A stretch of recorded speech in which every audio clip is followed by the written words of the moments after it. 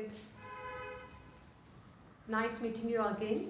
Today we are going to discuss the 16th dated assignment. In this assignment, the first question goes like this. When sugar is dissolved in water, there is no change in volume. Is it true or false? You have to tell yes or no. Comment on the statement keeping in the mind the amount of sugar, amount of the water, etc. So here, before answering this question, the concept that you have to understand is the matter has intermolecular spaces. So when you take a liquid substance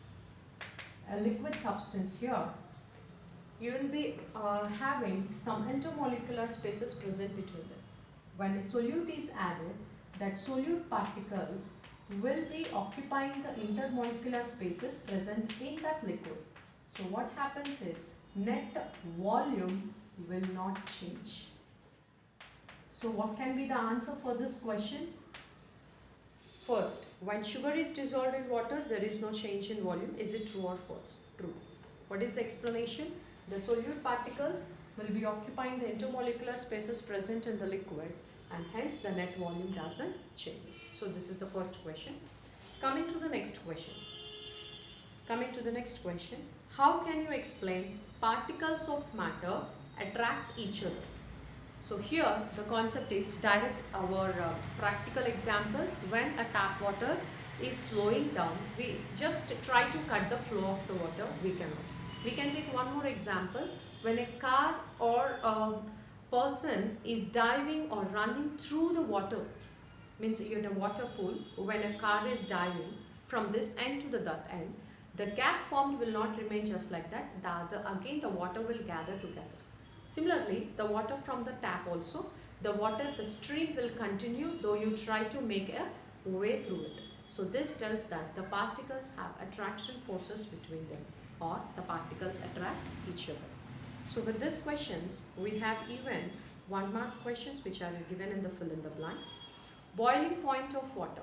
Boiling point of water at 1 atmospheric pressure is 100 degrees Celsius. Next, the full form of CNG. Commonly, this is a fuel gas which is used in the vehicles. So, this is compressed natural gas.